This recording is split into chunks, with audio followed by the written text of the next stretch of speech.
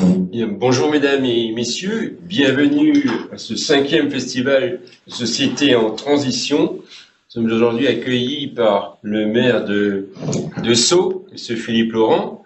Moi-même, je suis le maire de la ville que Philippe Laurent appelle maintenant ville-sœur, la ville de Bourg-la-Reine. Mais ça te convient, Patrick?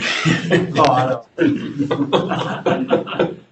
Et donc, ce festival organisé avec en partenariat et notamment avec tous les partenaires transitionneurs des deux villes.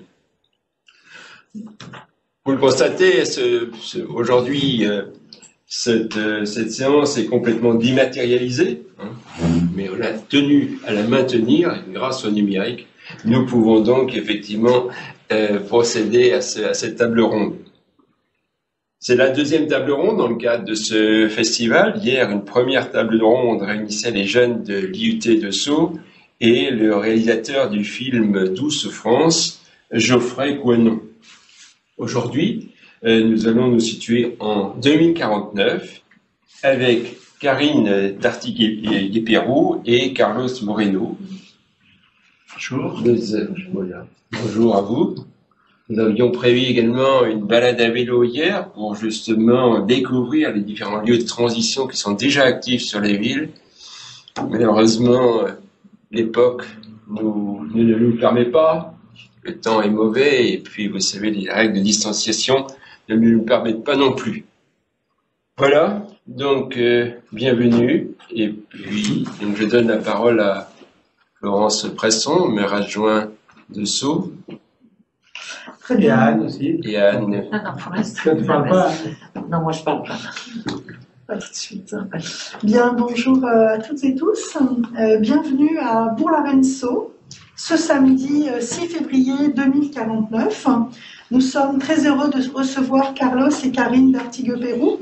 Et je vous propose, Karine et Carlos, de vous présenter, de nous parler les activités de vos vies actuelles.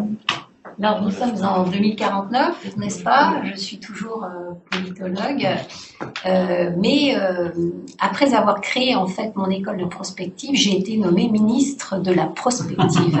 Et c'est vrai que je dois dire que la prospective est devenue une incontournable nécessité, pas uniquement vis-à-vis de nos jeunes, mais aussi vis-à-vis de nos plus anciens qui ont besoin de se projeter sur le long terme. Très bien. Eh bien, bonjour à toutes et à tous. Alors que ça soit en 2049 ou en 1979, année dans laquelle je suis arrivé en France, je suis scientifique, je suis chercheur.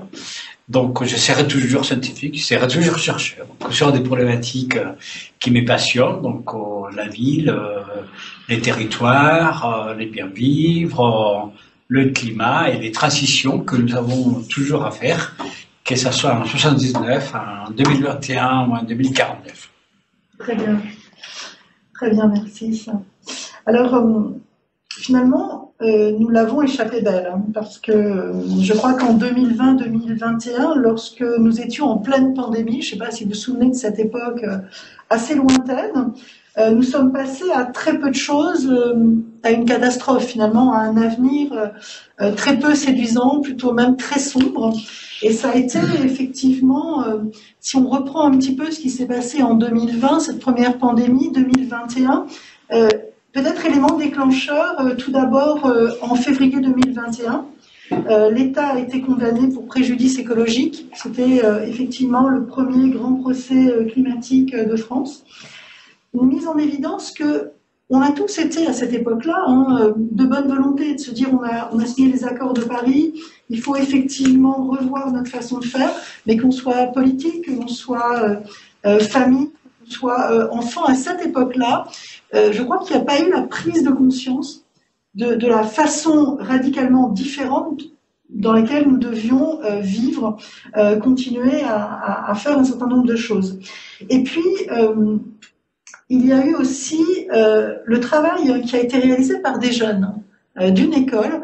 J'ai oublié le nom, mais je pense, Karine, voilà, où ces jeunes-là ont commencé ils ont mis à peu près un an et demi, mais tu nous en parleras peut-être plus en détail tout à l'heure, à réfléchir à 2049. Hein, on parlait, à cette époque-là, on parlait toujours, oui, en 2050, nous serons zéro émission nette carbone. Ça nous paraissait très loin, on se disait, on a du temps. Et eux, ces jeunes, ont travaillé sur l'année pile précédente, la 2049. Et ils ont dessiné un certain nombre de scénarios. Et moi, j'étais particulièrement touchée à cette époque par le scénario d'Eugénie, qui s'était exprimé d'ailleurs à une réunion des entretiens Albert Kahn que le département des Hauts-de-Seine avait mis en œuvre déjà depuis un certain temps. Et elle décrivait clairement que 2049, nous étions tous équipés de puces biomagnétiques qui nous donnaient finalement, c'était pratique, nos bilans de santé à chaque instant, les recommandations d'activité, de nutrition, nous identifier comme appartenant à une des 80 000 unités géographiques de France. Chaque unité avait sa ration de nourriture, d'énergie, de mobilité. Il y avait une visiosécurité à tous les coins de rue, alors des caméras à foison, poussées à l'extrême. Pourquoi? Parce qu'il fallait éviter effectivement toutes les dérives, que quelqu'un prenne un peu plus, un peu moins, etc. Finalement, il y avait juste la ville 412. Alors la ville 412, si j'ai repris un petit peu le plan tel qu'elle l'avait imaginé, ça correspondait à peu près à notre secteur. Et 412, ça laissait encore un petit peu de liberté pour les citoyens. Ils pouvaient encore avoir des jardins partagés. Ils pouvaient encore avoir quelques activités extra-professionnelles sans être trop embêtés. Et le risque le plus important, finalement, dans ces villes, dans le scénario qui était dessiné, c'est que les villes étaient la propriété de grands groupes privés, de groupes industriels. Donc, on peut imaginer aujourd'hui, en février 2049, quelle aurait pu être notre vie si la notion de service public, le social, la solidarité, le local n'existait plus. Moi, très honnêtement, je ne vois pas du tout comment on aurait pu vivre autrement que la façon dont nous vivons aujourd'hui en 2049, où nous sommes quand même dans un avenir plutôt désirable, enthousiasmant, que ce soit pour les citoyens comme pour les entreprises, l'ensemble des personnes. Est-ce que Karine, toi qui avais travaillé à cette époque-là avec ces jeunes, tu peux nous rappeler un petit peu ce cadre et petit à petit, je vous laisserai vous exprimer tous les deux sur toutes les étapes qui se sont passées depuis cette fameuse pandémie de 2020-2021 jusqu'à aujourd'hui, 2049, dans cet avenir très séduisant. Oui, alors peut-être rappeler que le contexte, pourquoi 2049 déjà? Pourquoi 2049, pas 2045, 2050? Bien tout simplement parce que cette vision, ce récit d'anticipation, tel que tu viens de le décrire, a été rédigé en 2019. Et à l'époque, les jeunes qui ont rédigé, qui avaient une vingtaine d'années, se sont projetés sur une génération. Or, on parle de réel changement dès lors que l'on parle de génération, une trentaine d'années à peu près, pour que les choses vraiment se cristallisent. Alors, il faut voir qu'en effet, il y a un côté finalement assez sombre dans ce scénario, et c'est ce côté un peu sombre de cette jeunesse de l'époque qui a fait que depuis, eh bien, nous avons changé radicalement un certain nombre de variables. Mais il faut quand même revoir un petit peu d'où on venait. Et aujourd'hui, nous sommes en 2049, mais il faut voir qu'il y a 30 ans, eh bien, un certain nombre de tendances étaient à l'œuvre. Et si tu permets, j'aimerais bien d'abord retracer un peu les tendances qui étaient à l'œuvre, et puis après, qu'est-ce qu'on a fait pour que justement on ne puisse pas finalement suivre ces tendances qui n'étaient pas toutes positives. Alors la première, c'est véritablement la question du local global. Il faut quand même voir que le grand contexte, c'est qu'on était quand même dans un phénomène énorme de globalisation à l'échelle planétaire. Alors, ce que je veux dire, c'est que ces étudiants qui ont rédigé ces scénarios, ce sont des étudiants d'interculturel, c'est-à-dire de management en interculturalité. Et donc, c'est pas neutre parce que ce sont des étudiants qui parlent 4 ou 5 langues, au moins 3 couramment. Ce sont aussi beaucoup d'étudiants étrangers qui viennent étudier en France à un moment. Donc, leur vision est véritablement globale. Et ils voyaient dans ce contexte de globalisation un peu ce côté effréné de cette globalisation qui va très vite, avec vraiment un désir d'aspirer à vraiment vivre localement. Donc ça, c'est la première tendance à l'œuvre, où on voyait vraiment cette tension, le local et global, avec une globalisation à l'œuvre, mais un vrai souhait de revenir à une vie beaucoup plus locale. La deuxième, c'était véritablement ce côté d'urbanisation, ruralisation, puisqu'à l'époque, on était en plein, au niveau européen, en plein Brexit, etc., où on se posait beaucoup la question finalement du rejet des campagnes et de cette opposition entre le rural et l'urbain.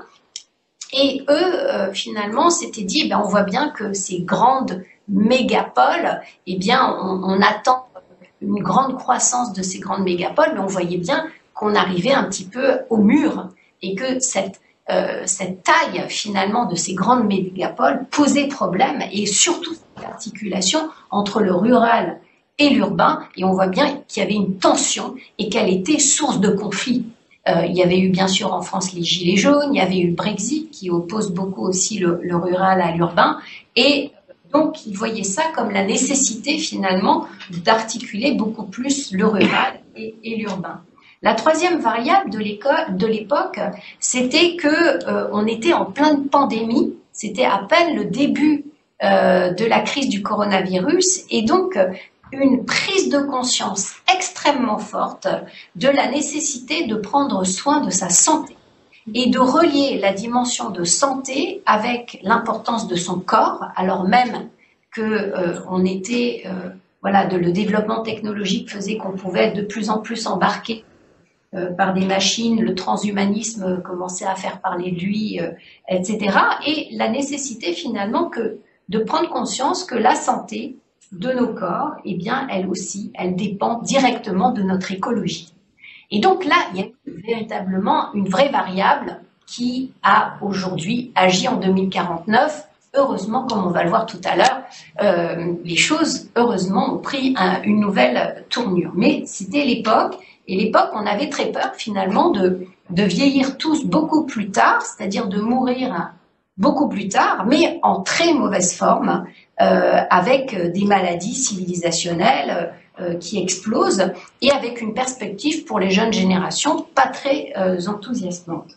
Et puis, bien sûr, les nouvelles technologies qui déjà étaient très développées déjà en 2019, mais qui faisaient partie du quotidien de ces vies et qui ont été totalement intégrées malgré les quelques oppositions de ci, de là. Et bien finalement, on est allé à fond dans le développement technologique qui s'est imposé, pas uniquement pour le télétravail, mais aussi pour la mobilité, pour tout un tas de choses. La consommation, c'est finalement la cinquième variable, et la consommation, ça a été très étonnant parce que finalement, les gens ont également pris conscience qu'ils pouvaient consommer très localement. Et là, il y a vraiment eu une évolution, c'est-à-dire que cette grande consommation des grands supermarchés, finalement, elle s'est vraiment effacée avec des consommations locales qui veulent dire plusieurs choses. Une consommation locale, c'est bien sûr d'être livré chez soi, mais c'est aussi de pouvoir avoir accès à des produits qui sont fabriqués localement. Mais l'un n'oblige pas l'autre, et les deux, finalement, peuvent se compléter. En tout cas, ce qui s'est passé au niveau de la région Île-de-France, c'est que l'approvisionnement, par exemple, des cantines ou localement, s'est fait régionalement. C'est-à-dire qu'il y a vraiment eu cette bascule où on a pris conscience que la proximité, le local, c'était aussi consommer des produits qui étaient fabriqués, pas uniquement distribués localement chez les personnes. Et puis la dernière variable de l'époque, il faut quand même rappeler ça, c'est ce degré de mobilité des personnes, puisqu'on s'est dit, est-ce qu'on va vers une démobilité, mobilité? Démobilité, pourquoi? Parce que les personnes vieillissantes sont de moins en moins mobiles, le coût de mobilité du fait de l'impact écologique et pollution est extrêmement important. Il y avait plein d'incertitudes sur la dimension de la transition énergétique. Rappelez-vous, en 2019. Tout cela a fait fi, c'est passé finalement avec des gens qui, comme on le voit dans le scénario, vivent très seuls. Je vais passer la parole, bien sûr, à Carlos, mais j'aimerais après reprendre la parole sur le fait que ça a été un élément quand même très déclencheur, ces évolutions, c'est-à-dire de se dire qu'on ne peut pas vivre cantonné avec des communications à distance comme ça toute sa vie, et qu'il fallait faire quelque chose, même en termes de mobilité. Tout à fait, parce qu'effectivement, Carlos, on s'était rencontrés il y a très très longtemps sur une conférence que tu faisais sur la Smart City. Et à cette époque-là, quand on entendait parler de Smart City, c'était nous allons tous vivre connectés derrière nos écrans.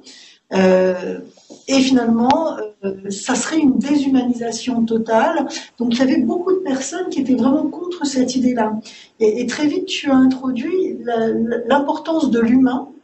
Je ne sais pas si tu veux nous rappeler un petit peu cette partie-là et justement le fait que le numérique en aucun cas n'a été une rupture du lien, bien au contraire. Oui, tout à fait. Hein, c'était une drôle d'époque, hein, puisque c'est très très loin maintenant, mais il y a 50 ans, donc l'année 2000, il y a eu quelque chose qui s'appelait Internet, donc une espèce de réseau qui permettait aux gens de communiquer. Il y a eu cette vague des téléphones mobiles où donc tous les gens avaient en permanence un appareil pour s'envoyer de photos, s'envoyer de messages. Et après, il y avait même les objets qui étaient collectés, donc le frigo quand il n'y avait plus de beurre, et dès qu'il y avait des pluies, alors on était au courant, voilà. Et donc, il y a 50 ans, il y a eu une espèce de vague qui s'est développée, mais partout dans le monde, hein, que les gens soient riches ou pauvres, gros ou maigres, petits ou grands, il y avait cette espèce de hyper-connexion. Et donc, il y avait effectivement une espèce de voie vers est-ce que nous serons tous aujourd'hui, donc en 2049, des androïdes finalement, et il a fallu donc se battre pour que on garde quelque chose de profond dans l'humanité, qui est donc son intelligence, ses capacités d'adaptation à tous les changements, à toutes circonstances, et voir la vie avec son cœur. Donc même si on est petit, bébé ou vieillard, garder cette humanité qui l'exprime de plein de manières différentes.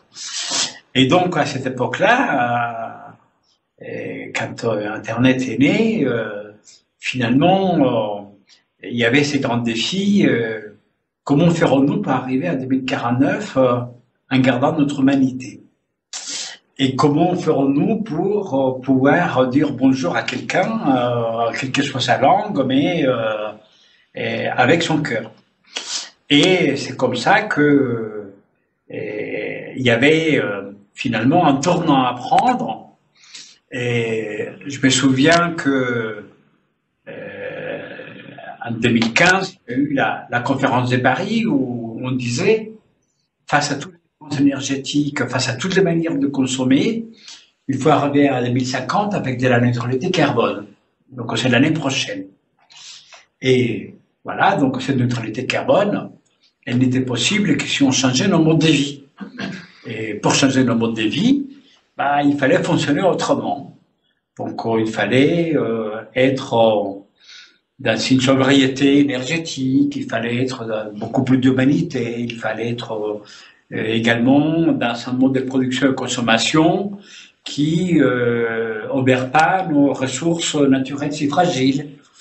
Je me souviens que, donc à cette époque-là, 2020-2021, juste avant qu'il y ait une pandémie atroce qui s'est propagée sur la planète, il y a eu beaucoup d'incendies de forêt. Il y a eu des incendies de forêt dans les États-Unis, sur la côte ouest, où il y avait Hollywood, à l'époque, les grands studios, des gens qui étaient très très riches à Malibu. Je me souviens qu'il y avait des exilés de Malibu qui fouillaient les flammes, parce que toute la Californie était en flammes. Je me souviens l'Amazonie qui avait brûlé à peu près à la même époque. C'est une photo impressionnante, hein, des animaux, des bois qui fuyaient. Je me souviens de l'Australie, qui était en flamme aussi, même de la Sibérie, qui était également... donc c'était une partie de la planète qui brûlait parce que c'est devenu très fragile. Je me souviens de la toundra, qui donc avait cette fragilité parce que c'est de la glace, c'est humide, et donc cette glace, c'est un écosystème qui à l'époque permettait d'éviter les macrovirus, puisque quand ça dégèle trop vite, et ça s'est produit à certains endroits, ça fait des trous énormes qui libèrent du méthane, et donc ça mettait en danger l'équilibre énergétique, plus l'équilibre sanitaire, parce que les macrovirus, on ne les connaissait pas. Donc on avait déjà du mal en 2021 avec un tout petit virus qui fait 170 nanomètres et qui a mis toute l'humanité sous silence. À l'époque, les gens ne pouvaient communiquer que par des vidéoconférences, et en plus on voyait que leurs yeux parce que le reste était caché. Donc, il paraît que c'était devenu une habitude et que les gens ils faisaient comme ça pour se dire bonjour. Quand ils étaient contents, ils faisaient comme ça parce que ils ne pouvaient plus se toucher, ils ne pouvaient plus s'embrasser. Donc c'est vrai que ce qui était le plus délicat, c'était retrouver l'humanité quand les gens ont juste les yeux, retrouver du lien social quand les gens ne communiquent que par des écrans interposés, et de permettre donc aux gens de gérer des ressources avec beaucoup plus de sobriété et beaucoup plus d'équilibre. Et le plus difficile, c'est que les gens s'étaient habitués à vivre tous. Donc, dans des endroits où il y avait des grands tours, donc on s'est déplacé longtemps avec, à l'époque ça s'appelait le métro, les gens pouvaient faire jusqu'à 1,02 € pour faire un aller le matin, un retour. Ils ne voyaient pas leurs enfants, parce que quand ils arrivaient, c'était déjà couché. Et leur promenade était très réduite, puisqu'ils n'avaient pas le temps. En fait, aujourd'hui, en 2049, il y a quelque chose de particulier, c'est qu'on a du temps. Donc, parce qu'on a un meilleur équilibre dans nos vies, dans nos ressources, la manière comment on produit ou comment on consomme. Mais à l'époque, on n'avait pas le temps. Donc, du coup, c'était une réponse que les gens donnaient très souvent. Et ouais, j'ai plus tard, parce que là, j'ai pas le temps. Écoute, je t'invite à manger, mais donc tu me dis rapidement parce que j'ai d'autres rendez-vous. Donc voilà, donc cette réponse, j'ai pas le temps, était voilà. Donc le temps. Et je me souviens qu'à cette époque-là, les gens étaient esclaves du temps, qui était la montre. Donc et la montre tournait, voilà. Aujourd'hui, c'est différent parce qu'on a appris.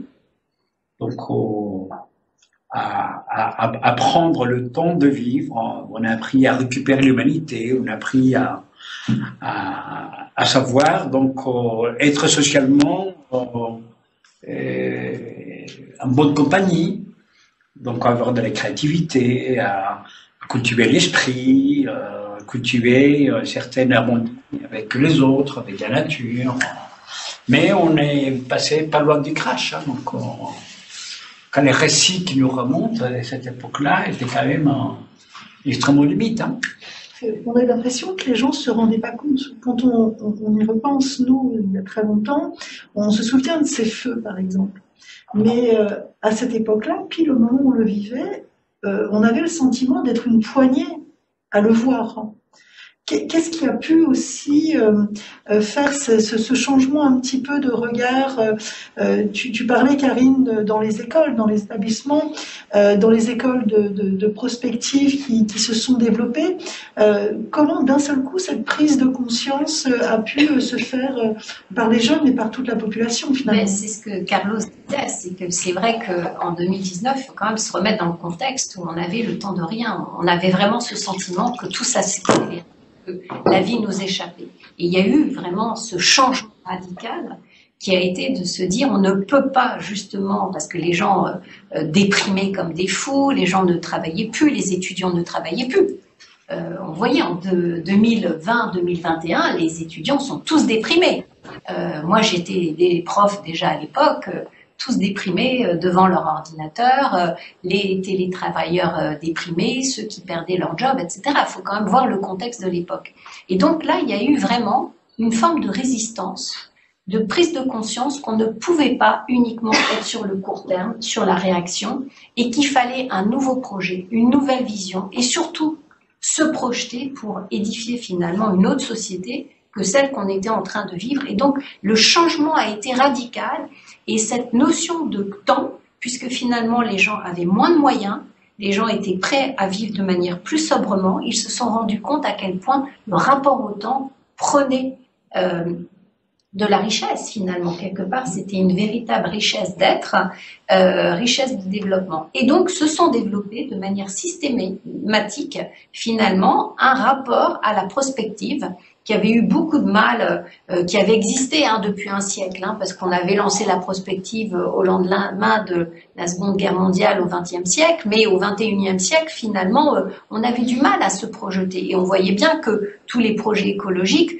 on avait beau dire, eh bien voilà, il faut passer au bas carbone, à une société bas carbone, à une société sobre, mais on avait du mal. Et là, tout d'un coup, ça a été quelque part une forme de nouveau souffle qui était de se dire, ben voilà, qu'est-ce que je fais à 10 ans, à 20 ans, à 30 ans, qu'est-ce que je fais véritablement pour transformer ma vie, pour transformer ma ville, pour transformer mon activité. Et se sont développées des écoles de prospective un peu partout, de manière systématique, des écoles de prospective transformationnelles, c'est-à-dire où la prospective n'est pas uniquement pour imaginer des futurs possibles, mais aussi pour que les personnes puissent se transformer elles-mêmes, c'est-à-dire vraiment un peu ce que déjà Gandhi disait il y a 2 siècles, c'est-à-dire vraiment cette idée de se transformer les autres, transformer soi-même, transformer sa société. Et c'est devenu finalement, ça a énormément fonctionné. Parce que les personnes ont pu, comme ça, sortir un peu de leur torpeur, sortir de ce côté complètement où ils perdaient pied dans cet univers digital qui les enfermait, dans des boucles d'enfermement. Et ça a été extrêmement positif, parce que ça, c'était la première chose. Mais la deuxième chose, c'est que les gens mouraient d'être seuls. Les gens mouraient d'être seuls. Il y avait une forme d'isolement. Les gens étaient individuels, les gens étaient tournés sur eux-mêmes. Au mieux, ils étaient tournés sur leur famille quand ils pouvaient, mais il y avait vraiment ce côté, il faut vraiment voir l'époque, d'hyper-individualisme. Bon, et vraiment, et là, il faut quand même dire que ça n'a pas été le cas de tout le monde, parce que des villes se sont développées avec autour des grands opérateurs numériques, comme ce qui est décrit dans le scénario, mais des villes ont résisté.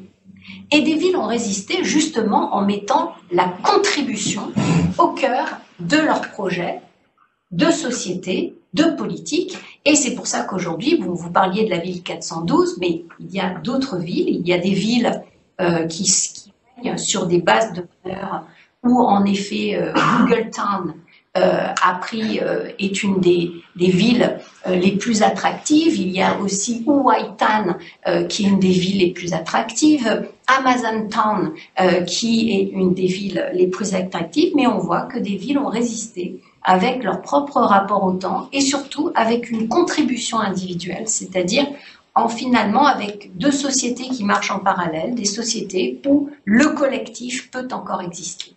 Je vais repasser la parole à Carlos. Mais on voit bien que quelque part, au cœur de ça, c'est la réinvention de la qualité démocratique.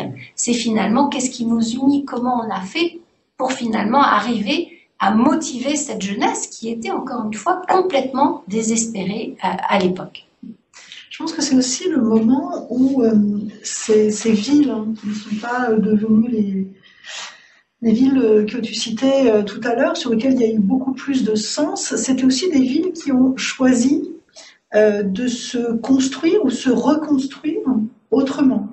Puisque après avoir été un peu tous enfermés avec ce confinement il y a très longtemps, le retour à...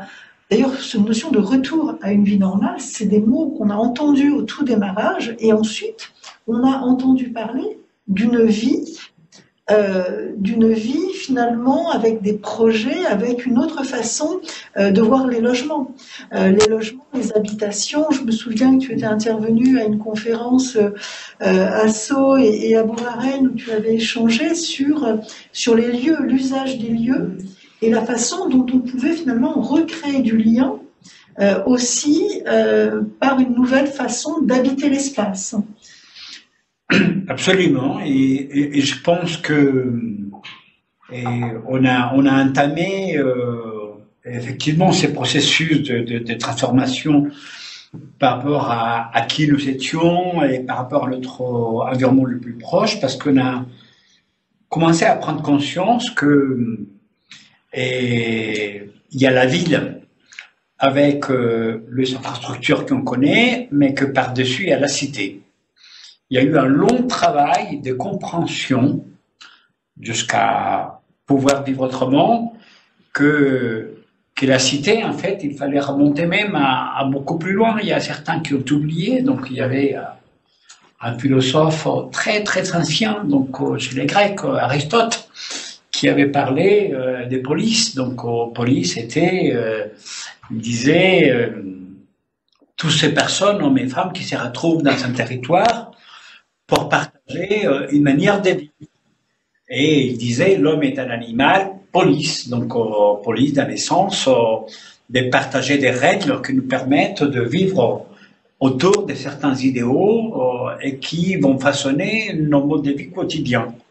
Et d'ailleurs, c'est comme ça que le mot police, qui était un mot grec, devenu cité donc chez les Romains, et a forgé cette notion de politique, et des hommes et femmes politiques, mais qui s'occupent donc effectivement de la manière comment on vit dans la cité avec des règles qui nous sont communes. Donc cette notion de dire les hommes et les femmes sont des animaux politiques parce que on a envie de vivre ensemble. Et donc cette manière de vivre ensemble a permis de forger également cette notion de proximité dans la cité. Proximité dans la cité, ça signifie de pouvoir trouver chez les gens avec qui on partage un territoire donc des intérêts communs. Et donc on appelait à cette époque-là quelque chose qui est devenu très courant en 2049 pour trouver un équilibre entre nous-mêmes, l'autre, nos ressources, cette notion de commun. Donc le commun, c'est tout ce qu'on peut partager et qui va servir à tout le monde, quelle qu'elle soit la propriété qui est acquise, publique ou privée, peu importe. Je me souviens qu'à l'époque, il y avait énormément de débats, ça c'est public, ça c'est privé, et qu'aujourd'hui, en 2049, c'est plus le problème. C'est plutôt comment on utilise des choses, publiques ou privées, mais qui peuvent servir à maintenir un équilibre. Donc on appelle ça une régulation. Donc le commun, je me souviens, il y avait une femme qui avait beaucoup travaillé sur le commun il y a très longtemps, donc qui a eu le prix Nobel à l'époque, donc c'était vraiment une grande consécration, parce que cette femme, une américaine, Ostrom, avait imaginé que le commun pouvait se prolonger sur le futur, 10 ans, 20 ans, 30 ans, 50 ans, et finalement elle a eu raison, donc, parce qu'elle a eu son prix Nobel en 97, si mes souvenirs sont bons, il y a 2050, voilà, maintenant, le commun, c'est quelque chose auquel on est habitué, parce que ça contribue à générer, donc cette contribution, ça contribue à que chacun apporte sa pierre à l'édifice de cet exercice donc d'équilibrage. Mais ça ne peut se faire que si on est capable également de vivre donc dans une proximité heureuse. Et finalement, cette proximité heureuse a été un peu une des clés pour pouvoir trouver de nouveaux interstices de vie. Et plutôt que partir à la conquête à l'autre bout du monde, et on a pris conscience que cette proximité heureuse est un premier équilibre entre nous, les autres, et les gens que j'aime, la nature, les ressources, et qu'à fur et à mesure que chacun prenne conscience de l'importance d'avoir une proximité heureuse, plein de proximités heureuses étaient des sources d'équilibre. Et donc oui, je me souviens que j'avais participé à Sceaux, mais j'étais à Nice à l'époque, et pour dire que nos manières de nous loger, par exemple, allaient changer. Parce qu'on était habitué à payer pour des mètres carrés, et une fois qu'on pouvait dormir dans des mètres carrés, chacun devait se débrouiller pour vivre dans le reste de la ville. Et je me souviens qu'on avait commencé à inverser cette manière de fonctionner, et que le mètre carré était devenu non seulement un lieu dans lequel j'habite et pour lequel je paye un loyer, mais qu'en plus, il me donnait le droit d'accéder à des commandes de la ville. Un restaurant par mois, un gymnase, un cinéma, des pizzas, bref. Donc, cette notion de commun était au service d'une nouvelle économie dans laquelle il n'y avait pas d'opposition entre être propriétaire et offrir un service, et celui qui utilise des services, si ça permet donc de mieux partager donc une vie dans laquelle mes mètres carrés dans lesquels je suis, automatiquement, par ma contribution, par mon travail, vont me permettre d'accéder à des services locaux. Et donc, en fait, c'était la recherche permanente de nouveau cet équilibre des proximités. Plus la proximité est heureuse, plus on a des gens qui sont plus enclins à partager des vécus, des expériences en allant ailleurs. Mais on a redécouvert cette proximité et finalement, c'est beaucoup plus intéressant. Je me souviens être allé à Tokyo et à cette époque-là, quand j'étais en train de réfléchir beaucoup sur ça, j'avais rencontré à Tokyo des gens qui avaient dans une même journée 4 activités professionnelles différentes. Et donc, de 7h du matin pratiquement jusqu'à 21h, ils avaient eu 4 activités différentes, 4 patrons. Et je me souviens même d'avoir vu des gens qui, au bout de la 4e, ils étaient tellement fatigués, parce qu'ils étaient dans un restaurant, dont ils avaient une partie de la propriété, mais ils étaient salariés en même temps, qui ne rentraient pas chez eux, ils dormaient par terre, quasiment. Voilà. Et c'était ça leur vie. Pour pouvoir avoir une voiture plus belle, pour pouvoir donner aux enfants plus de... Et donc, avec la proximité heureuse, ça a changé, parce que voilà, on n'avait plus besoin d'avoir 4 emplois, parce que avec une proximité professionnelle, personnelle, familiale, c'était la recherche de nos équilibres. En fait, on avait perdu la notion d'équilibre. Donc, on était tout le temps en train de faire le funambule. Et donc, on était dans ce funambulisme qui, d'un côté, consommait beaucoup trop de ressources. Donc, tout le monde était en danger. Ou de l'autre côté, on voulait avoir encore des choses pour soi, au détriment du temps utile et donc d'être heureux. Et finalement, on a petit à petit retrouvé un chemin de crête dans lequel cette proximité heureuse, c'était des cercles concentriques donc, qui permettaient un peu d'obtenir de nouvelles régulations. À l'époque, c'était pas simple des régulations parce que on nous envoyait sur des choses que la planète avait très mal vécues. Parce qu'il y avait des gens qui avaient pris le pouvoir à une époque où la régulation, c'était l'obligation, la contrainte, la soumission. Voilà. À l'Est, en Chine, en Russie, ça avait été très douloureux. Mais finalement, oui, il y a des manières de trouver des régulations qui sont tout à fait viables. Parce que c'est l'équilibre entre les biens communs, mon désir personnel, ma proximité et une liberté qui est indispensable pour tous et chacun. Mais c'est vrai que ça avait été très très compliqué, parce que je me souviens très bien que dans les années à peu près 2022-2023, quand les 2 maires de Sceaux et de Bourg-la-Reine commençaient à organiser des réunions publiques pour expliquer que est-ce qu'il fallait continuer à vivre en excès de cette façon-là parce qu'on était attaché au mètre carré, ou est-ce que justement il fallait pouvoir réfléchir à du partage, à de la construction, les rapports, je me souviens avec que ce soit les personnes qui voulaient acheter des grands appartements, qui demandaient à voir toujours plus grand, les entreprises qui voulaient construire plein d'immeubles partout, c'est de dire finalement avec beaucoup moins de mètres carrés, on peut arriver à dégager beaucoup plus de temps pour vivre. Mais alors là, les 2 maires se sont trouvés avec des manifestations, des entreprises qui ont dit nous on ne vient plus construire à Sceaux ni à Bourg-la-Reine tellement c'est le souk. Ça a été quand même très très compliqué pour eux et il a fallu vraiment des accompagnements. Je ne sais pas si vous vous souvenez, parce que Carlos, Karine, je sais qu'on s'était beaucoup rencontrés, vous aviez eu beaucoup d'entretiens avec les maires pour voir comment vous pouviez à travers des réunions avec les citoyens aussi, comment arriver à donner l'éclairage suffisant, nécessaire, pour que cette transition puisse se faire dans les meilleures conditions possibles, parce que ça a été quand même très difficile pour eux. Hein. J'aurais pas aimé être maire à ces moments-là, dans ces grands changements quand même.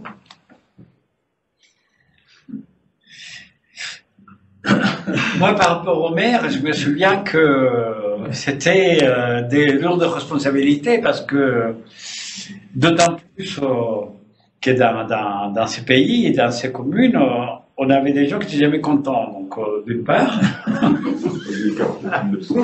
ils avaient encore atteint le niveau de sérénité que nous avons aujourd'hui en 2050, en 2049, parce qu'on a trouvé un chemin d'équilibre. Donc, en fait, dans un système très déséquilibré, il y a cette capacité à refuser les choses.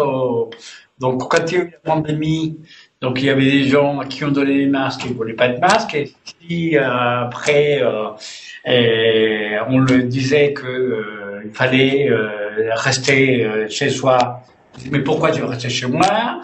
Et si on leur disait que maintenant il fallait prendre certaines mesures pour protéger, donc ils disaient mais bon bref. Donc il y a toujours cette difficulté qui ramène à la chose publique, la responsabilité des maires, et donc bon, ça a beaucoup changé maintenant, jusqu'en 2049. Cette notion d'équilibre permet d'avoir donc une gouvernance dans laquelle, une fois qu'on atteint certains équilibres, on peut beaucoup plus facilement maintenir une relation de sérénité. Mais à cette époque-là, la sérénité n'était pas démise, on va dire. Mais il a fallu une pandémie très dure pour que les gens prennent conscience, en fait, que il fallait trouver ces nouveaux équilibres. Hein. Donc, je me souviens, par exemple, rien que les maires pouvoir appliquer les vaccins, il fallait quand même demander d'un côté si on peut les savoir, de l'autre côté que les citoyens acceptent si on peut vacciner. Hein. Donc, c'est un chemin très long, finalement, de pouvoir obtenir de la part des habitants, en fait, en tout cas à l'époque, pour qu'ils soient en dialogue et non pas dans un état un petit peu... Le client. Oui. Un peu être dans un état de client où on attend effectivement des clients. Oui, c'est ça, des clients. C'est ça, absolument.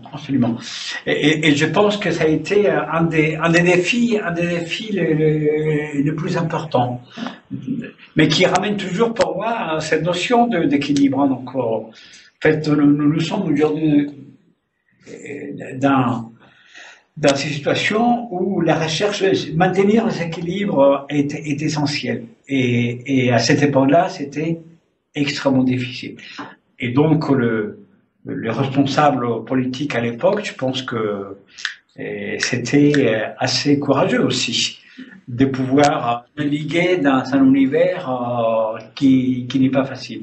Parce que il y avait aussi le secteur économique, comme tu disais à l'instant, qui voulait beaucoup plus, sans forcément faire attention à l'équilibre 2050, neutralité carbone. Donc on peut construire beaucoup et loger beaucoup de monde, mais ne pas être en face avec ces équilibres-là. Et vice-versa. Les gens qui veulent chacun leur maison individuelle pour avoir plus de confort, plus de mètres carrés, c'est qu'il n'est pas posé et très en ligne avec ce besoin de sobriété, de ressources. Mais c'est pour ça que je pense que ce travail qui a été fait autour de la prospective que tu appelles transformationnelle, qui est tout à fait juste, est indispensable, parce qu'il fallait montrer aux gens, en fait, que c'est une ligne de crête dans laquelle nous sommes aujourd'hui et qu'on peut d'un côté et de l'autre tomber. Donc, si on continue à construire, on détruit l'environnement, et de l'autre côté, si nous satisfaisons uniquement nos besoins individuels, pareil. Et de l'autre côté, on ne peut pas fondre l'individu dans la masse. On a déjà vu que ça a été désastreux. Donc ne peut pas faire disparaître le besoin individuel d'aspirer à un certain épanouissement. Mais de l'autre côté, on ne peut pas donner la primatie non plus à toute activité individuelle comme désir, comme source de qualité de vie. Donc c'est ce que j'appelle un équilibre à construire. Et c'est pour ça qu'à cette époque-là, je disais qu'il y avait un travail très important à faire de retrouver cette proximité heureuse qui me paraît être donc avec des cercles concentriques différents et un bon point d'équilibre. Et que donc la proximité des responsables politiques des maires était pour moi le pivot. Parce que c'est eux qui peuvent jouer ce rôle, non pas des cours à transmission. Je n'ai jamais aimé les mots disaient à cette époque-là. Les cours à transmission, c'est pas les cours à transmission, c'est vraiment le pivot de l'obtention de l'équilibre. Donc, ils n'ont rien à transmettre d'un pouvoir central à l'époque qui avait du mal à avoir les gens. C'est vraiment les générateurs de cette notion d'équilibre. Et quand ces responsables locaux sont en capacité de gérer ces équilibres, ben, la vie du pays est bien différente. Je me souviens que donc à cette époque-là, en 2021-2022, il y avait beaucoup de craintes de ce qui pouvait se passer dans des pays par des élections ou des gens qui aimaient pas, des gens qui avaient une autre couleur ou une autre origine, voilà. Mais c'était à l'échelle des pays. Mais quand on descendait au niveau local, c'était complètement différent. On avait des maires qui étaient tout à fait à l'écoute de ce qui s'est passé, où on s'en fout de la couleur, de la religion et des origines.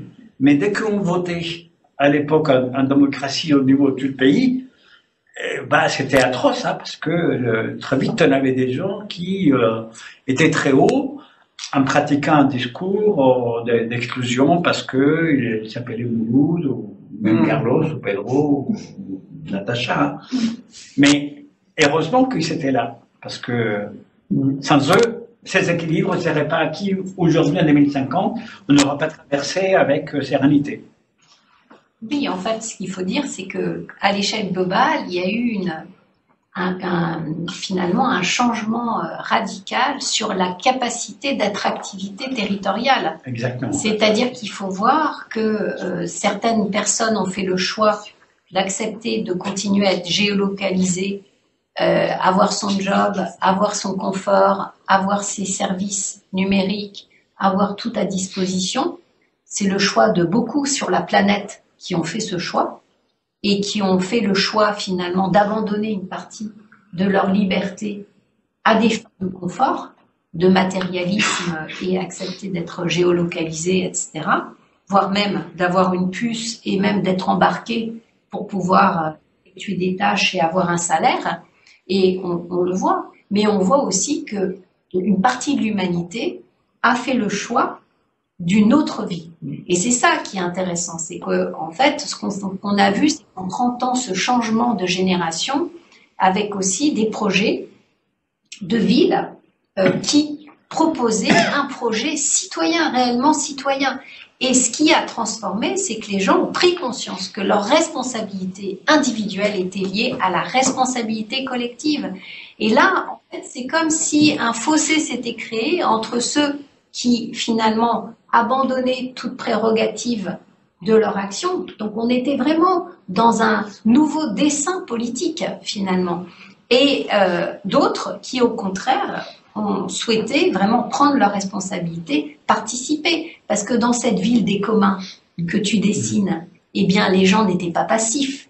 Les gens étaient actifs. Les gens s'entraidaient. Il y avait tous ces projets intergénérationnels qui ont fait que les gens ont pu arriver à se dépasser, à ne pas être malade, à ne pas rester malade. Qu'est-ce qui a fait que tous ces arbres millénaires ont pu se maintenir?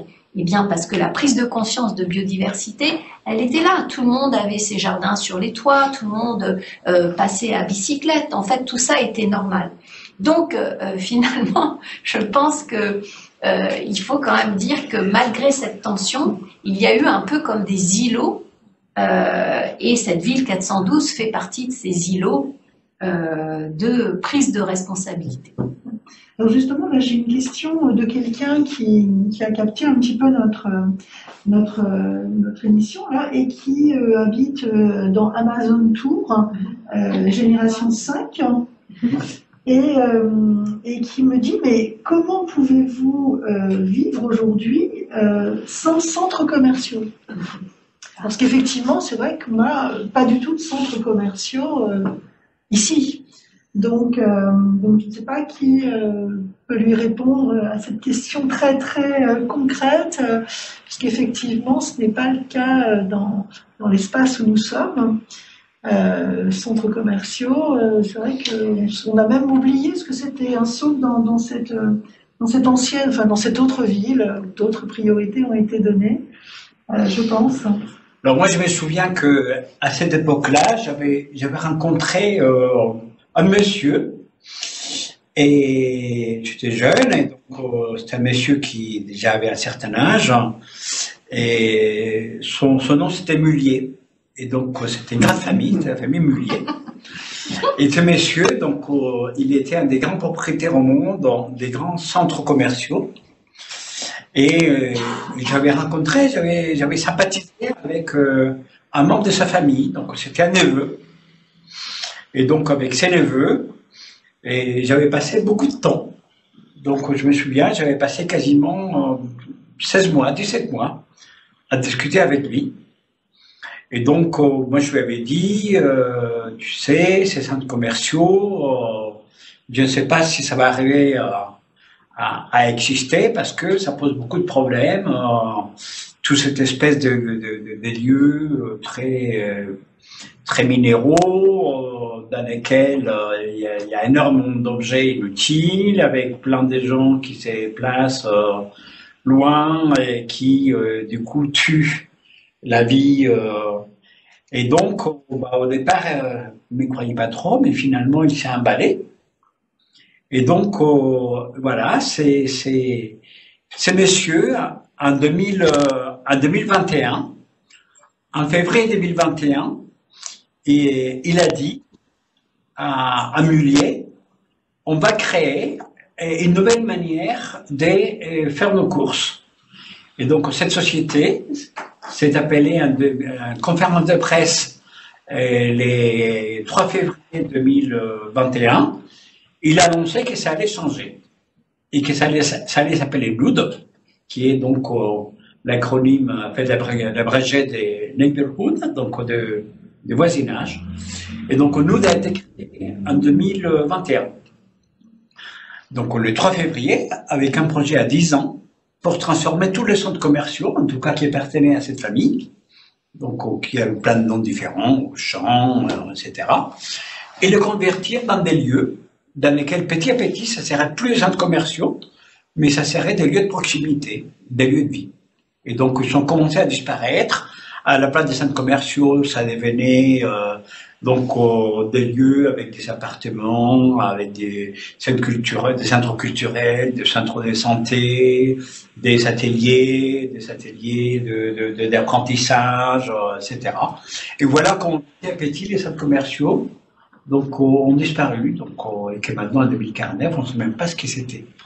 Et c'était un pari très osé, hein. Donc quand le 3 février il y a eu cette conférence de presse, c'était une conférence de presse monde parce que ça touchait énormément de commerciaux dans le monde entier, donc au moins dans une vingtaine de pays, pour dire on va faire des non-centres commerciaux, c'est-à-dire que Mullier se fait requérir de ses propres centres commerciaux.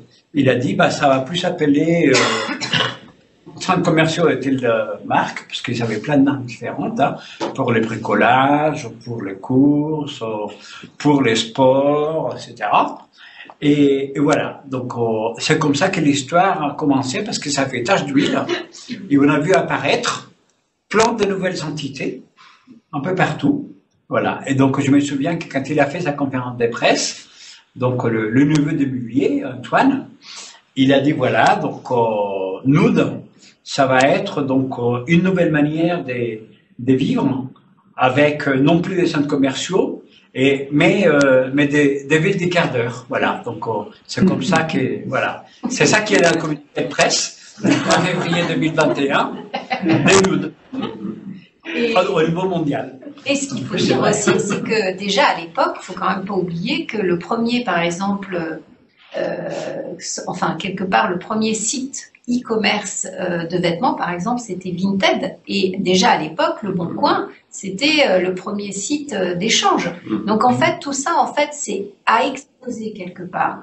C'était un petit peu comme ça touchait de plus en plus de monde. Déjà en 2019, c'était plus une minorité de gens qui pratiquaient le troc, qui pratiquaient l'échange. Mais là, maintenant, ça s'est totalement généralisé. Aujourd'hui, on ne pourrait pas comprendre comment la voisine ne donne pas des œufs, ce qui était déjà à l'époque en 2019. Moi, je me rappelle, c'est déjà à l'époque. Mais donne des œufs avec toutes ces personnes qui aussi n'ont pas un métier, ont plusieurs activités. Donc, il y a bien sûr les jardins qui ont été mis à disposition pour la ville, mais aussi toutes les personnes qui ont un balcon, qui ont un jardin ou un toit, et bien aussi cultivent. Et il y a beaucoup d'échanges. Il y a un autre rapport à la consommation, et ça c'est vraiment complètement ancré dans notre quotidien. Et Philippe Laurent, justement, est-ce que vous vous souvenez un petit peu de cette transition en 2022-2024 à peu près? Quels sont un peu vos souvenirs de la situation, de ce que vous avez vécu en tant que maire? Je suis maintenant très très âgé. Vous n'avez pas pris de ride, hein? Non, mais j'ai en fait, en préparant cette émission à laquelle je vous remercie d'avoir bien voulu m'inviter. Enfin, je remercie Madame le maire d'aujourd'hui. Non, j'ai retrouvé dans mes archives un texte qui a été publié dans le magazine. À l'époque, on appelait ça Sceaux Magazine parce que il y avait un petit bout de la ville 712 qui s'appelait Sceaux. Enfin, je reviendrai. Donc, dans ce magazine-là, j'avais écrit j'ai publié une interview et la phrase qui était dans l'interview, c'était l'implication citoyenne. Attends, je vois pas très bien. J'ai plus des très bons yeux. Hein. L'implication citoyenne est la condition de notre réussite commune. Alors, je me dis que finalement, à cette époque-là, on voyait déjà un petit peu clair dans tout ça. Mais je vais revenir, mais je voudrais revenir sur le nom. Voilà. Donc à l'époque, on était les petits territoires que tout le monde donnait comme perdus, hein, enfin ce qu'on appelait la commune. Vous voyez, c'était pas la ville, c'était la commune. Enfin, c'était autre chose. Et alors, ils portaient des noms qui étaient liés à leur histoire ou parfois on ne savait même pas pourquoi ça s'appelait comme ça. Donc, il y avait Bourg-la-Reine, voilà, Sceaux, Antony, enfin voilà. Et j'ai déjà commencé à cette époque-là, je m'en souviens, à abandonner les noms pour des numéros, des lettres. Par exemple, il y a presque 200 ans, enfin, il y a eu la ligne de chemin de fer. C'était il y a 200 ans, mais c'est pas si vieux que ça. La ligne de chemin de fer entre Paris et donc cette commune de Sceaux, elle s'est appelée la ligne de Sceaux. C'est normal, elle est de Paris à Sceaux.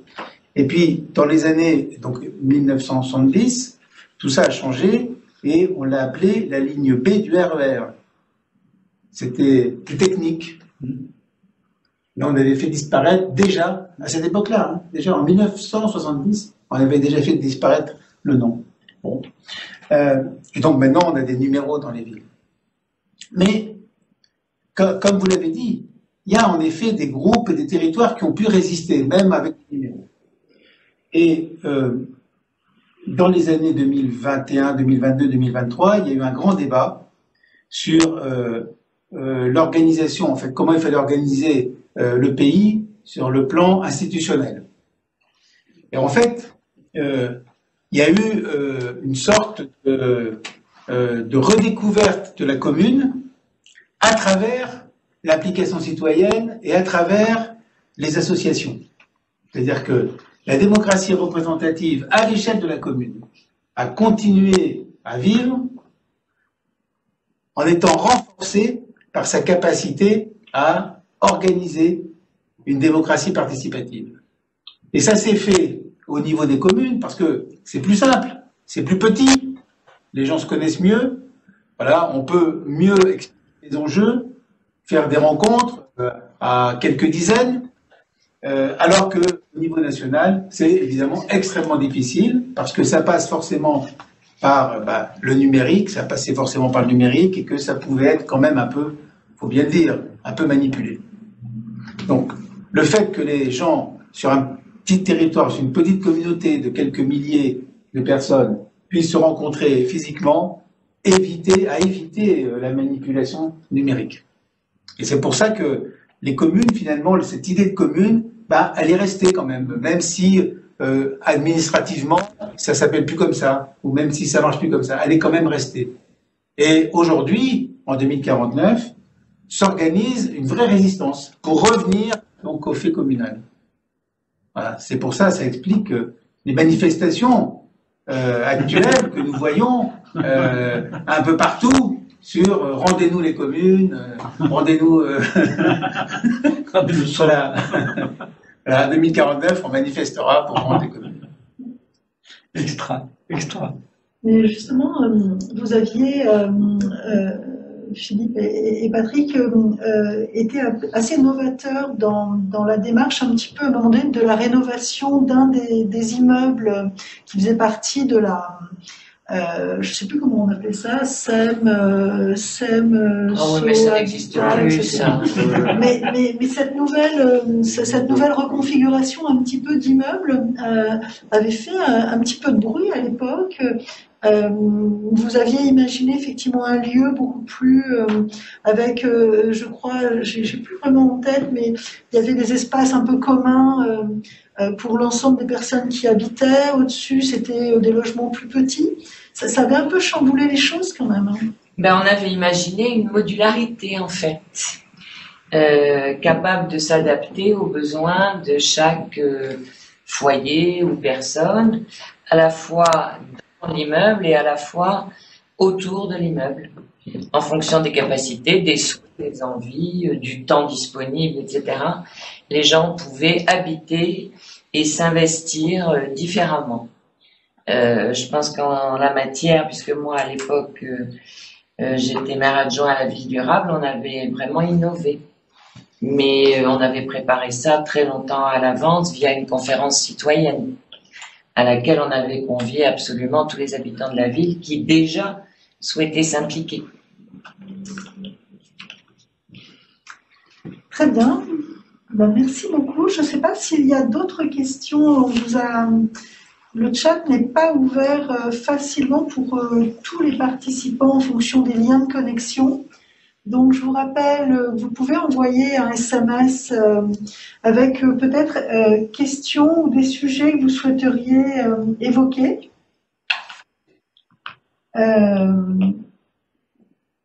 Écoutez, on va attendre 1 minute ou 2.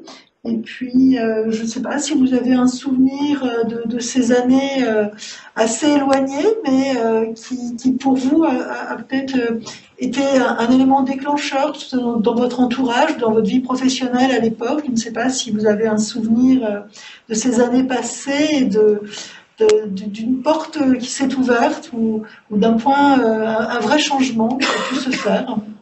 Ah bah oui, moi je me rappelle très bien...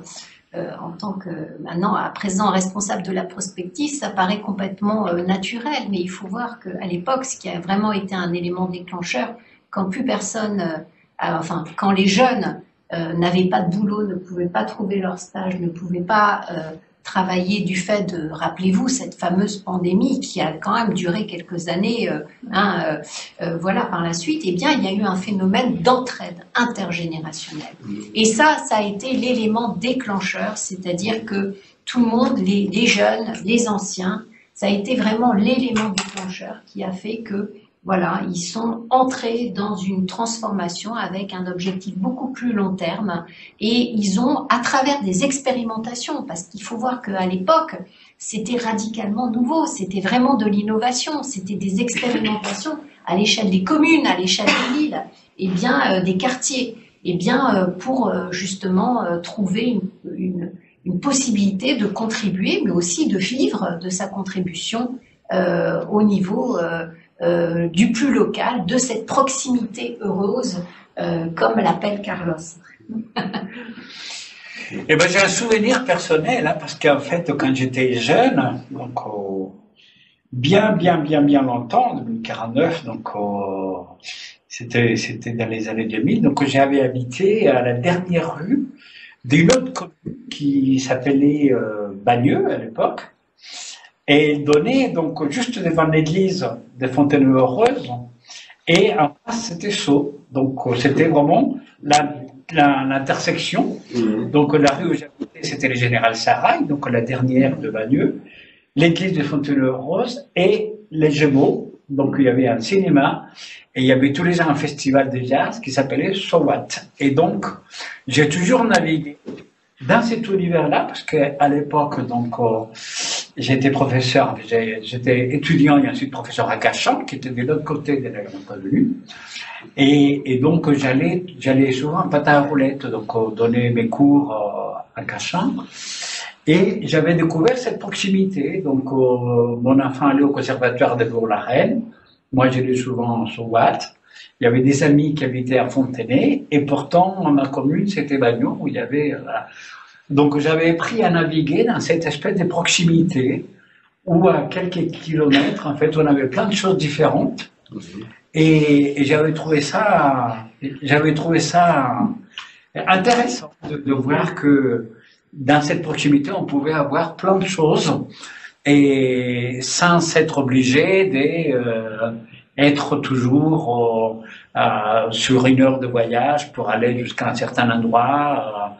Il y avait à l'époque cette espèce de horaire, effectivement, qui allait à Châtelet, qui était une espèce d'énorme trou. C'était un énorme, c'est disparu maintenant, les gens ne savent plus ce que c'était. Mais à une époque, il y avait un marché, et donc ce marché a disparu, il y a eu un énorme trou. Et dans ces trous, il y en avait plein de boutiques, des centres commerciaux, etc. Et donc, moi, j'aimais bien aller à tous ces petits marchés qu'il y avait autour, parce que c'était sympathique. Et donc, toute cette notion de proximité heureuse pour moi, je pense qu'elle est venue de tous ces souvenirs, de toutes ces communes que j'ai arpentées un peu à cette époque-là, et qui m'ont appris à être en contact avec cette espèce d'humanité qu'on arrivait à vivre. J'allais les après-midi au parc des Sceaux, il y avait l'orangerie, il y avait de la musique, il y avait plein de choses différentes et je pense qu'on a appris un peu à construire des univers de vie dans lesquels cette proximité a été un élément important. Alors, j'ai une personne justement qui pose une question sur la notion du bien commun et qui voudrait savoir si c'est un bien, quelque chose que nous voulons partager, ou finalement c'est des hommes et des femmes de pouvoir qui imposent cette notion de bien commun. Ah, c'est une très bonne question. Donc, il faut remettre ça dans le contexte à l'époque. Hein. Et on était au XXe siècle, il y avait beaucoup de réflexions sur comment on pouvait partager sans la contrainte, parce qu'il y avait eu des expériences très très malheureuses. Donc au début du siècle, hein, il y a eu des tentatives de faire partager les choses de force, donc par des États, des armées, des flics, des agents secrets. Donc il y a eu toute une partie des continents qui a été complètement mise sous un régime policier, hein, parce qu'on obligeait les gens à partager des forces. Hein, donc on a eu beaucoup de mauvaises expériences. Il y a eu même des millions de morts hein, dans des camps qui ont été créés exprès, voilà, au nom de. Et donc cette prix Nobel, Elinor Ostrom, elle a développé une idée qui était le commun comme pas uniquement des objets physiques, mais des objets matériels ou immatériels, ou peu importe qui les possède, puissent servir à améliorer la qualité de vie de la catégorie des gens qui sont concernés, un territoire ou une communauté ou un secteur géographique, y compris les règles et les lois qui peuvent gérer donc cette notion de commun. Donc, ce que le Rostrom a proposé, c'était un mode de fonctionnement dans lequel ce partage, il peut se faire par l'initiative citoyenne, par des personnes privées, par des entreprises ou par des gouvernances locales. Et donc il faut retourner aux sources, mais Et pour donner un exemple, donc ça peut être tout simplement et à cette époque-là préserver la qualité de l'air, par exemple, pour que l'air ne soit pas pollué. Je me souviens qu'à cette époque-là, il y avait eu des jeunes, des personnes qui ont défilé, ils sont même fait condamner en État parce qu'ils n'avaient pas respecté le commun, parce qu'il y avait tellement de voitures à l'époque qui polluaient, que les communs qui est l'air étaient empoisonnés, qu'il y avait beaucoup de morts, jusqu'à 40 000 morts par an, uniquement parce qu'il inhalait de l'air qui était donc empoisonné par des voitures. Ils avaient même obtenu devant des cours européennes de condamner un État en 2021, voilà, parce qu'ils ne respectaient pas le commun. Mais ça s'applique aussi donc à des gouvernances qui préfèrent préserver donc l'eau, l'air, qui pratique également une politique des régulations des loyers pour permettre l'accès à certaines personnes qui n'ont pas les ressources. Et donc en fait, les communs, c'est une catégorie de manière de gérer les ressources dont on dispose et qui est très large. Je me souviens qu'à cette époque-là, il y avait même des multinationales qui passaient donc une normalisation qui s'appelle les B Corp, donc le Business Corporation, qui est donc des entreprises. Il y en avait une qui s'appelait Danone, qui produisait énormément de yaourts et des activités laitières, qui était devenue une B Corp parce que son objet social était d'une entreprise, mais qui faisait attention à la qualité de vie des hommes et des femmes qui travaillaient là-dedans. Et je me souviens même qu'il y avait eu, dans la loi, à l'époque de la République française, une catégorie d'entreprises qui s'est appelée les entreprises d'émission, qui étaient les entreprises qui étaient construites comme toute entreprise avec des notions de rentabilité, mais en étant une entreprise à mission, elle devait porter dans ses statuts le fait que le commun était lié à sa propre activité. Je me souviens qu'il y avait une entreprise des déchets qui récupérait toutes les taxes liées aux déchets et qui était donc dédiée à gérer ces déchets-là, et qui était une entreprise qui était devenue une entreprise à mission, puisque sa raison sociale, c'était de pouvoir faire que ces déchets puissent être dans un cycle de vie circulaire. Donc ça s'applique aussi bien à des entreprises que à des personnes physiques, à des associations, ou alors à des gouvernances au niveau soit de la ville, voire des États, qui peuvent pratiquer des nouvelles lois, des nouvelles règles. Mais c'est vrai que le numérique a beaucoup aidé à ce moment-là, puisque moi je me souviens d'une application qui s'appelait MyLabel, où quand avec le code barre, on pouvait effectivement dire si moi je suis attentif à l'égalité homme-femme dans les entreprises ou aux objets sociaux, etc. Eh bien, on avait à ce moment-là le produit qui apparaissait comme étant plutôt favorable, donc je vais pouvoir l'acheter sans aucun problème parce qu'il répond à mes critères. Et je pense que quand on a pu rendre, grâce à ces outils-là, visible. Hein, c'est pareil, il y avait aussi à un moment donné des capteurs d'air. Quand on a pu voir la qualité de l'air selon l'usage que je fais, je pense que ça a été aussi un élément déclencheur important. Hein, et ça, c'est effectivement un atout. Patrick, si tu veux...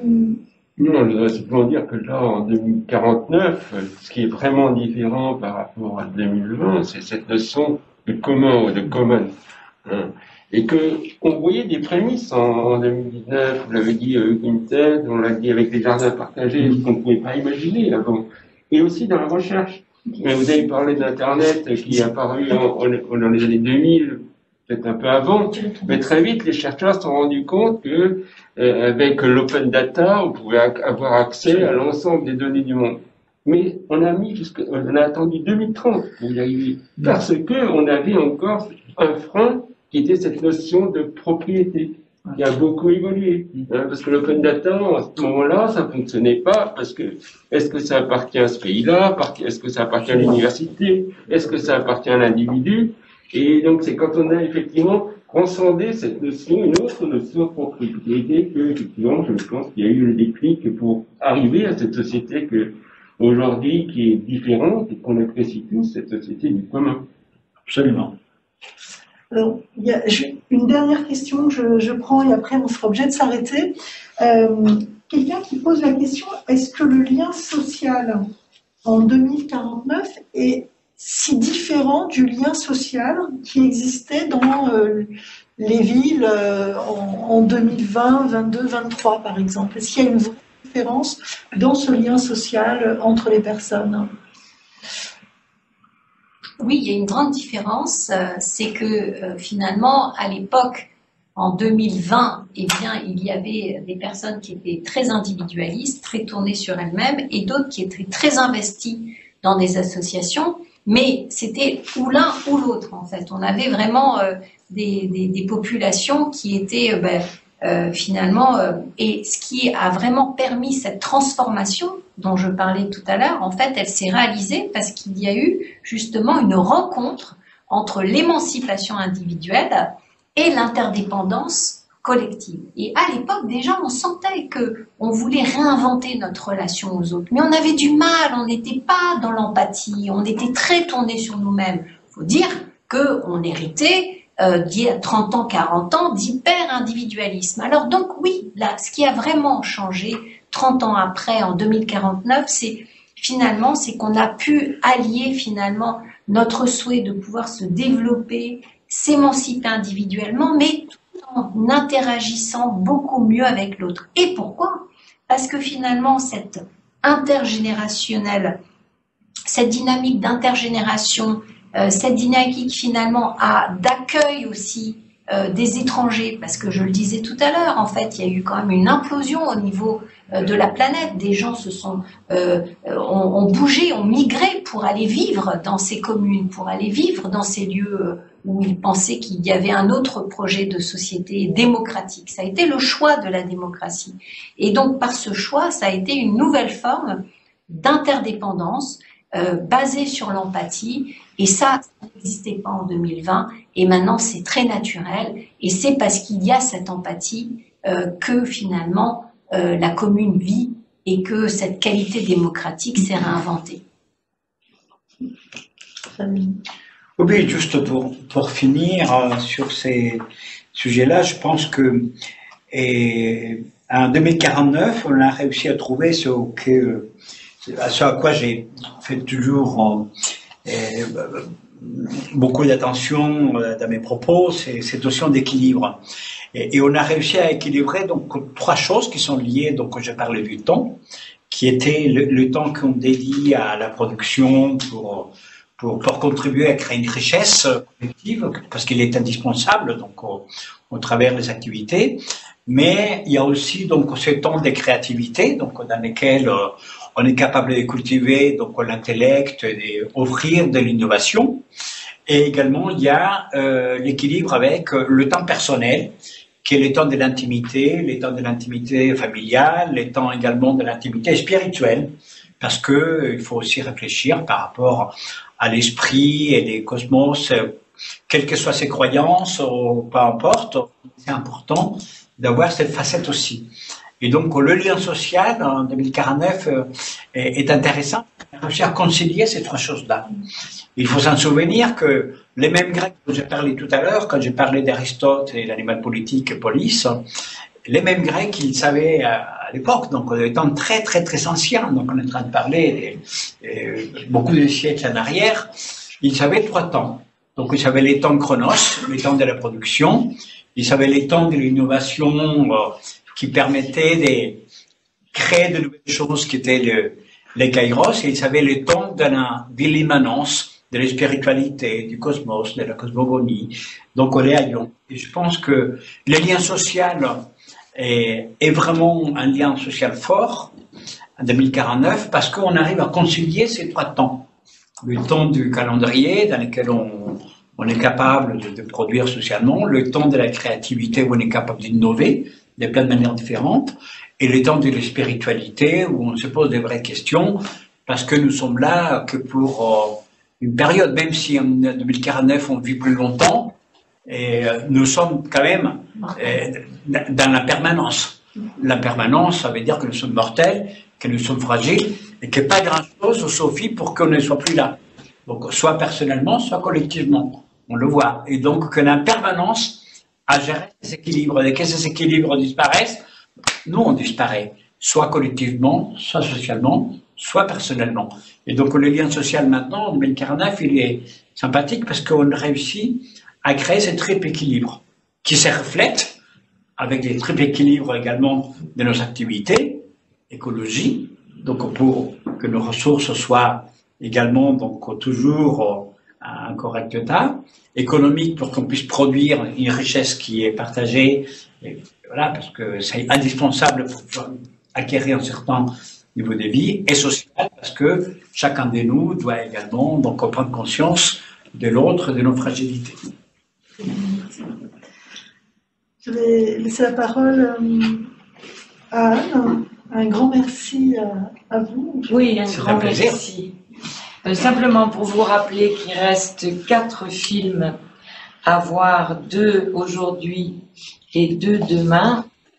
L'illusion verte et The Great Green Wall pour aujourd'hui et 2040 tout s'accélère demain. Et que sur le programme et donc sur les sites des villes, vous retrouverez tout ce que Florence a inventé un joli terme, on appelle maintenant les transitionneurs, ce qui vous permettra de les contacter. Bonne soirée à tous. Très bien, ben merci à toutes et tous. Merci pour l'invitation, Florence. Philippe. À bientôt. Bonne soirée. Au revoir. Au revoir.